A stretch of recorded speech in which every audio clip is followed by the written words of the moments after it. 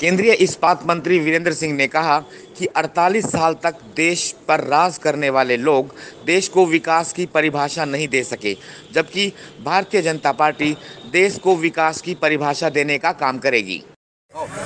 ये चुनाव इस बात की तरफ इशारा करेगा कि हरियाणा के लोग अगले 10-15 साल की राजनीति किस किस्म की चाहते हैं। वो आराम से, शांति से विकास हो और विकास भी परिवर्तन के साथ हो, तो भारतीय जनता पार्टी ही एक ऐसी पार्टी है। बाकी दूसरी पार्टियों ने 50 साल नहीं तो 48 साल हरियाणा में जिस किस्म की अपनी राजनीति रखी है, उससे विकास को परिभाषा नहीं दे सके वो।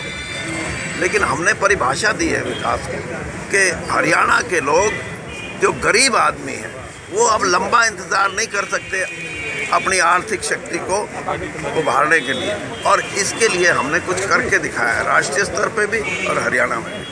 तो ये हमारी सोच का हिस्सा है, इसलिए लोग साथ हैं।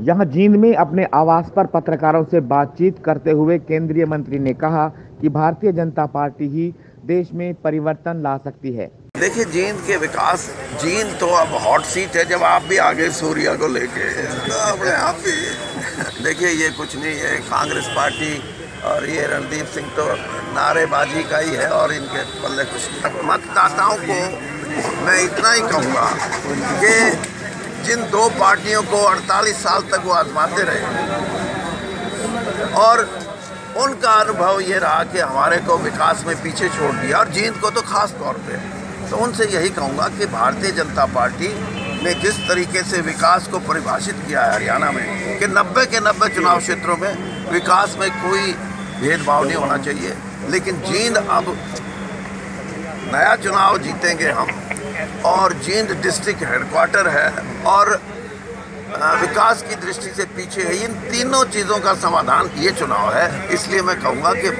डट के भारतीय जनता पार्टी को वोट दें। सब्सक्राइब करें और साइड में दी घंटी को भी दबाएं ताकि आप तक हर समाचार पहुँच सके।